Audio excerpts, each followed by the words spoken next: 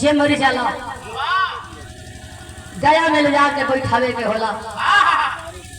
हमसे आपसे बढ़िया तो गया सूर रहा। जब गया सूर का जन्म भई तो गया सूर अपने भक्ति पर प्रकट कैला देवी देवता से कहीं वरदान मांगलस। गया सूर भक्ति से प्रकट कैला हो, वरदान मांग लो। बिना किसी स्वार्थ गया सूर्य कहीं वरदान मांगलस। दुनिया में जेकर आकार बनल लोग के बेकार जरूर होखे के बाद, लेकिन हमके वरदान जब चाहिए मिली का भगवान हंसी एक बार बोल के लोगे गया सूर कहा भगवान एक बार सोच ली हमार वरदान कैसे होई कौन की सोच ली। गया सूर 3 वचन बंद कैला भगवान से, विष्णु से कहा था कि सुनी प्रभु वरदान हमके यह दे दें, दुनिया का कैसनो इंसान होखे कैसनो दुख तकलीफ होखे एक बार हमके देख ले ओकर मैं कष्ट दूर हो जा। वरदान देते विष्णु भगवान मस्त कह के चल गई। गया सूर राक्षस जरूर रहल हो भैया, लेकिन कितना पुण्य का काम करे लगल। अब जेके तनी कपारो मत थे तो गया सूर का फोटो देख ले ओकर कपार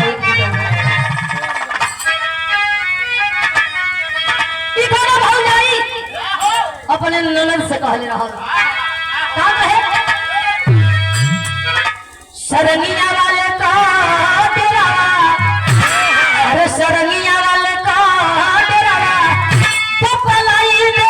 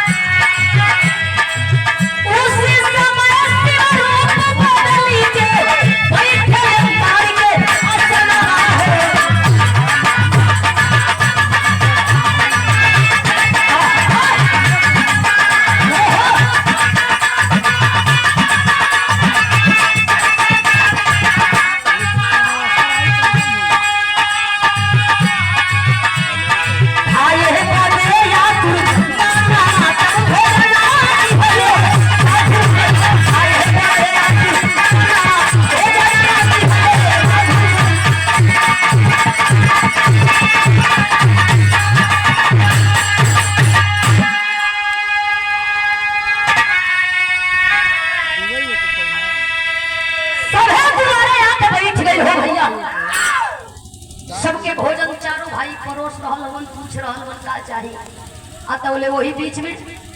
शिवदानी भोलेदानी आके बैठल हुआ।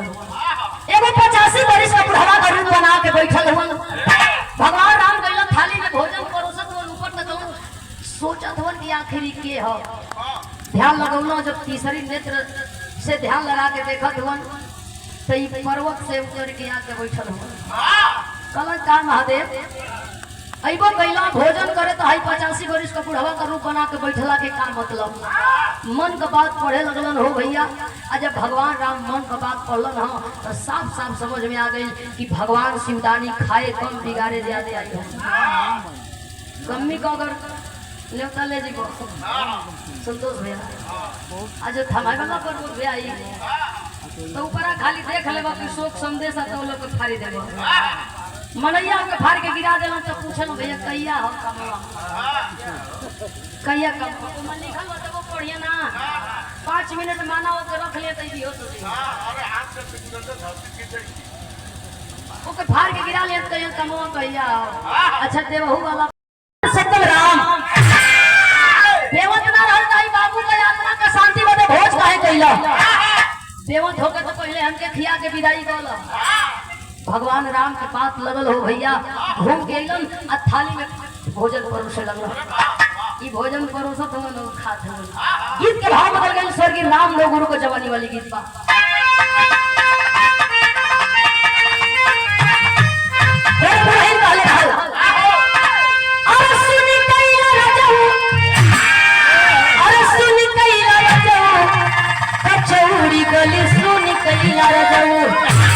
मिर्जापुर के खीला फूला जाए हो कचौड़ी गली सुन कहिला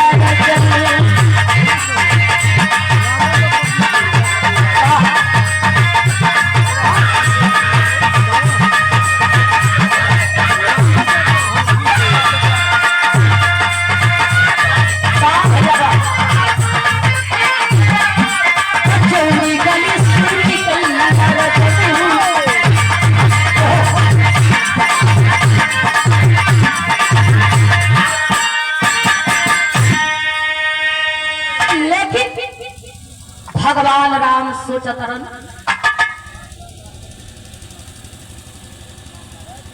और पूछे गुरु रामलाल राजभर जी ये आप द्वारा सादर पुनः दूसरे बार का पुरस्कार देकर के सम्मान किया गया घर तक आप गए अच्छा लगा ये हमरा का किस्मत बा कि आप लोगन का सम्मान हमरा के मिल रहा नहीं तो और भी कलाकार हो एकरा खातिर हम कोटि कोटि प्रणाम कर रहल बानी दुलार प्यार आजीवन आप लोगन को असही मिलत रहे इहे कामना बा ए भैया भगवान राम सोचे अगर कि आइला त नीक कइला बाकी तो हो खात कम बिगाड़त ज्यादा हो माने खेलब ना खेले दई खेलिए बिगाड़े में का को नहीं खेलबो तो उल्लतवा से लाती पुती कर देबो भगवान राम को ठीक नहीं खा करत का कहलन हां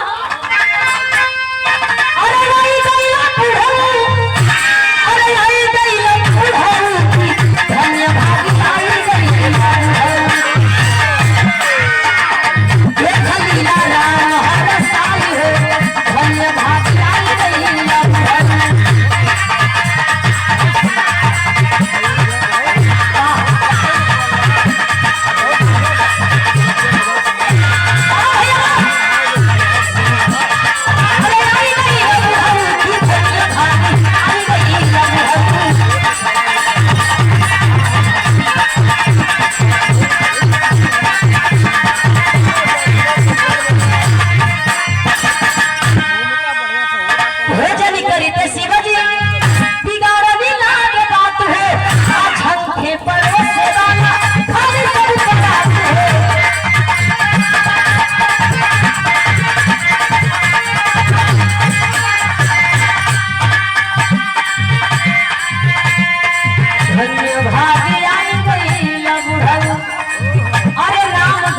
सती पास धाई हो भागल भगवान राम गइला भंडारा घर में ताकत न तई कुल कल झुला पलटला लेके बैठल मार पसीना कोनो के हर पोछता काछता भगवान राम हाथ जोड़ के विनती करत नंदा भंडारा घर को भंडारी जोन मेन रहल सटा लिखल बोल कि हम केना बनाओ जवन हिसाब किताब बोला तो हम ना घरे जाई जा जियत जिंदगी रही बड़ा सट्टा मिली भगवान राम कलई जतिया चल जाई खड़े खड़े बनावा बगल खड़े खड़े भगवान राम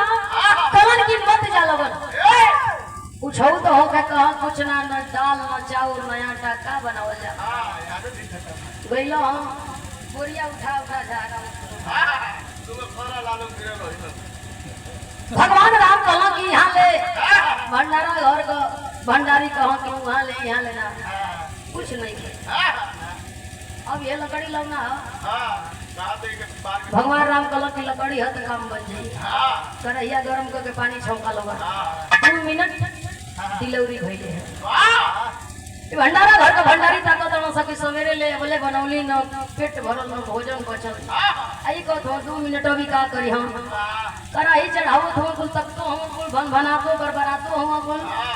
पानी लिया ले कढ़ाई में डालत हम कुल। अब भगवान राम फुर्सत पाई के भाग के गइल माई पार्वती के आगे हाथ जोड़ल। माई पार्वती का कैसन बड़ा रहुआ हाफता नहीं बैठी पानी ले आई कहना पानी मत पिया वो उड़क जाई मर जाई। हमार समस्या सुनो। माई पार्वती कहो भइल का बाकी इतना रहुआ परेशान बनी। भगवान राम कहना कि जहाँ 10,000 लोगन के भोजन एगो आदमी कह जाओ तो वहाँ चैन कैसन। माई पार्वती ताकत तरीका कहना कि देखो कहाँ बड़ा जब ध्यान लगौली है तो थरिया लेके नदिया बैठल कहले कि बुझाता कि बात बिगड़े वाले कलम बिगड़े वाली ना बिगड़ गई है कैसो रोकले हुआ कोनो उपाय बतावा। माई पार्वती हंसल रहे के सुनी नेवता रहल गइल बड़ा लोग कहेला बिन बुलावे जन जइहा भवानी ना बची इज्जत ना बची पानी हमारा गइला बिना काम फरियाई कहलो कि गोठियो नहीं फेंको और ठीक काट समय बटाई गई। बाकी एगो काम कर तू भाई हाथ जोड़ता नहीं अब से अयोध्या चला चल के इज्जत बचा लो। ए भैया भगवान राम विनती कैलन तू विनती से बड़ा नेवता ना हो सके नेवता दे के भी विनती करे के होला। माई पार्वती चलो ही वही अयोध्या में आगे आगे भगवान राम पीछे पीछे माई पार्वती आज अबैली है तो वही भंडारा घर की ओर चलल गाड़ी तो देखा लोग कहेला कि हाय अगला तेरी यही कहानी आंचल में दूध आंख में पानी की हंसत ना सब 2500 ठौरा कल छुल पलटा लेके के देखो अब हाई बनावे आई अब हाई बनो यो हाई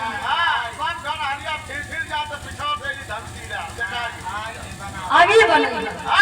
ई मारा बने में फुलत परसत बनो तो जा चलो अभी हम के देख ले जा गीत लगल है कैसे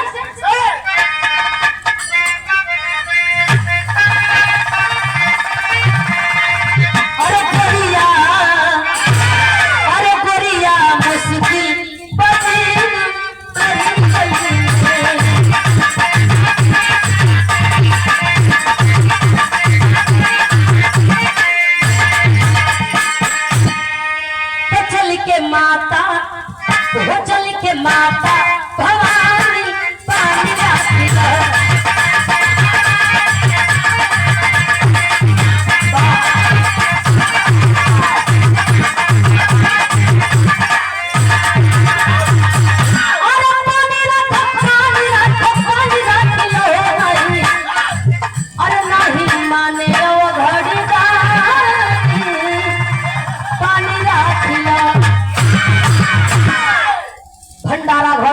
भोजन बना के तैयार कैली हो भैया कहल जला के बिन घर नहीं घर भूत के डेरा भोजन बना के थाली में परोस दिहली भगवान राम के बोला के कह दड़ी ले जा दे दो लेके गइलो थाली रख दिहलो उठाए के शिवदानी मुंह में कवर डलल वही भोले दानी का पगुरी 80 की स्पीड में होत रहल गच दया के 5 पर रुक गई माने धीरे धीरे खाए लगा भगवान राम सोचत हो नमक कम बा कि मरचा ढेर बा भरुआ मरचा देवा बाबू नहीं वो घड़ी कहां रहल भगवान राम ताक रहल हो रे शिवदानी प्रभु आखिर कोनो प्रॉब्लम कहां के नो प्रॉब्लम मजे मजा बाकी हम कंफ्यूजन में बनी कि हाई भोजन हो जा कहे जा कैसे भगवान राम को सन दे जियरा कइल ह है ऐसनो बात बा कहो कि खाई या ढेर बतियाई मत ये कहीं कबर त खइला ढेकार मरला खड़ा भइल तर तर डमरू बजावे लगल और अपनी रूप में अइलन हाथ में त्रिशूल डमरू गुस्सा में आंख लाल लाल ओई भंडारा घर की ओर चपले चल ई ठाड़ा हुआ भगवान राम कांपत हुन हे प्रभु जब पेट भरी गई तो हेने का हेने चली खड़ंजा पे बैठी हेने का बैठी कला विष्णु हम बैठे नहीं कि हम देखे जाते बानी कि भंडारा कौन हो जौन भोजन बनौले बा। कहला हे महाराज मैं भोजन हुआ का खा गईली आयो कहतानी कि भंडारा घर के भंडारी के देखो चली हेने बैठी। कहला कि 1 मिनट चपले गईलो भगवान राम सोचत हूँ कि भेद खुल जाई भागल गईलो जाके माई पार्वती के छुपावल जात हो पर्दा खींच दियो आई तले पर्दा हटा दियो। माई पार्वती हाथ जोड़ के खड़ा है कहला ठीक नहीं खुकइले मैं काम चौपट कर दिहलू। पार्वती हंस रहल बाड़ी सुनी ऐसनो इज्जत थोड़ी बना उतर जाला ये ठीक काम नहीं के भले भगवान बनी। भगवान राम ताकत हो माई पार्वती की ओर इशारा करत तनन की लेके जा बतिया मत हटा इनके लेके जल्दी जितना होके इनके लेके हटा इन लोगों के खियाई। भगवान शिवदानी भोलेदानी माई पार्वती से पूछे कैसे कहली कि हे गई ललन कहे दरन की सुनो हम तो खाए अइली नेवता रहल लेकिन तू कहां के हमके बनावे के नेवता रहल तो के खाए के नेवता हम बनावे आइल बने तू खाए आइल बड़ हिसाब किताब बराबर अब चले के कलाई पकड़ हमारी पार्वती लेके चलल चाहतानी भोले बाबा शिवदानी और भंगीदानी के घूम के भगवान राम की ओर तकल कुछ वरदान ना लेबो हाथ जोड़ कहल के भाई सरकार अब हमके कुछ चाहिए वही बाबू की आत्मा के शांति को दे भोज करौली भोजन कुल खा गल अब का देबो वरदान हो अब तू जा विदाई कर थोड़ा हाथ जोड़ के गीत का आखिरी लाइन बा कैसे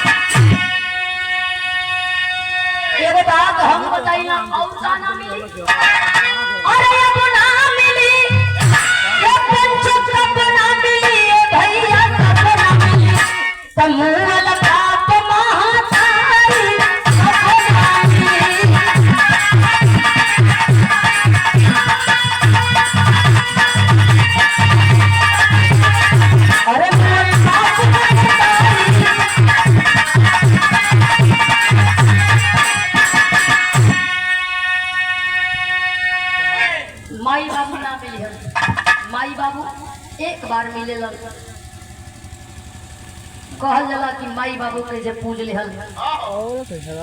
33 करोड़ देवी देवता के पूज लेहल भक्ति भजन मैं वही में बे मैं सतगुरु स्वामी मैं भगवान भगवती सगरी वही माई बाप में समाये हूँ। भगवान राम विदाई कर भूल जाई आवश्यकता लगी फिर बोलाई कैसे माता महारानी शिव के मनाए जा यही अवधि नगरिया तब भोजन बनाए जा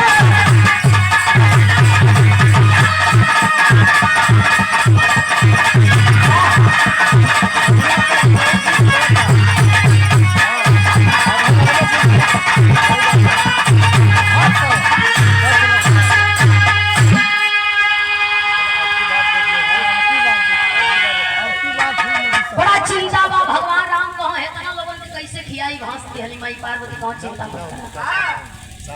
कलन की जात तनी तनी वो बात बताई पेटवा तो कैसे भरल माई पार्वती को हम बहुत कुछ तना कैले भोजन उहे आटा उहे चावल उहे दाल उहे पिसान खाली इतने कैले वाली जाए भोजन के जब आदमी भोग कहल जाला कि कोनो अन्न होखे आज भरी नहीं थे वैसा बहुत पहले होखे एक बार लोग माथे लगावे तब खा भोज में लोग जाला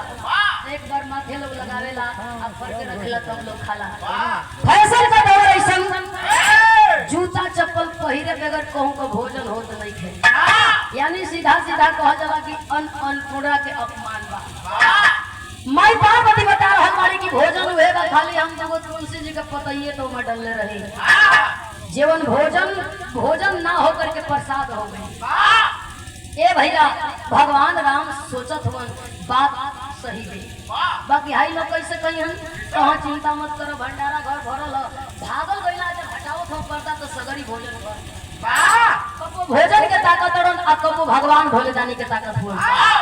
बिना कर छोड़ कैसे पूरा सती भोजन बनवली और अमृत हुआ खाया सेवा मर्यादा बचावली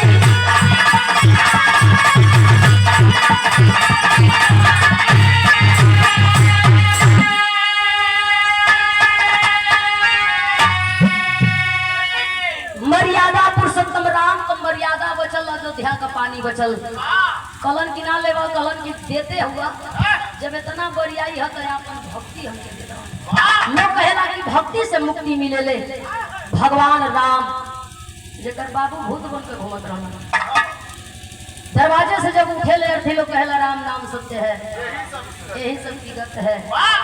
तो जब भगवान राम का बाबू भूत बन गए तो उनके भजले से आत्मा को मुक्ति न मिले वाली है ऐसे हम कहता नहीं ढेर लोग सोचे हम कि भगवान राम को भक्ति कैला से मुक्ति काहे न मिली ऐसे न मिली कि भगवान राम को भी आकार रहा जब आकार जो करवा तो बेकार होते के हम तो भगवान भी बेकार हुए निराकार को जिसने भजा मन से मुक्ति मिली लोग कहेला बिन पर चले सुने बिन काना कर बिन कर्म करे विधि नाना भगवान हवन लेकिन वो भगवान ना वो भगवान जेकर आकार देखे जे निराकार है ओके भजल से आवागमन से मुक्ति मिली ओके जे भजलई जन्म मरण से छुटकारा मिले लोग कहेला कि नरक ही स्वर्ग ही ऐसे नरक 9 महीना माई के गर्भ जमुना में हम आप उल्टा लटकल जाला अब कहल जाला कि चल जाई तो भक्ति के प्रचार कर जाई यहाँ इला के बाद प्रचार जब हो तो खाली डंडा झंडा ए भैया लोग भुला जाता लड़का पैदा हुई तो कहीं कहाँ तो नरसों मारी एक खबर कहीं कहाँ कहबो कहाँ मत कहो के हाँ चलैका फिर बदल दे कहीं के हाँ से कहीं हर पापा हम कहाँ गई ना कोई दिन के हाँ को कहाँ कहते रहे तो वही दिन सब लड़का के हाँ कहे लगी 1 साल को ही सबसे पहले पापा कहता अरे हमार बेटा देखा पापा कह माई अब पापा छाती ये भैया जिसका आकार बना वह बेकार हुआ जिनकी झंड बा काहे का घमंड बा शमशान घाट सब मने बराबर शान मने घमंड घाट मने जहाँ जाके सबके जड़ के बुता के राखी हो जाएंगे बा वही का नाम शमशान घाट 5 दिन बैठ जाइब 5 दिन में 25 लाश देखब समझ में ना आई कि कवर राखी गड़ी छोड़ा वाली है कवर राखी बल्टी में बली वाली है काहे कि जरला के बाद खाली राखी हो के तो काहे आखिरी भाव हो श्री राम चाही भक्ति का खजनवा आसेवा में चाही प्रभु तुहरा चरणवा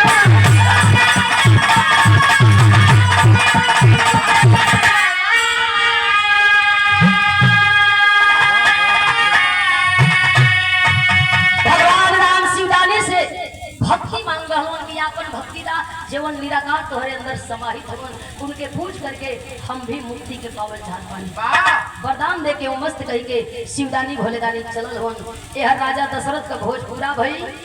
और भगवान राम को मर्यादा गुरु गणेश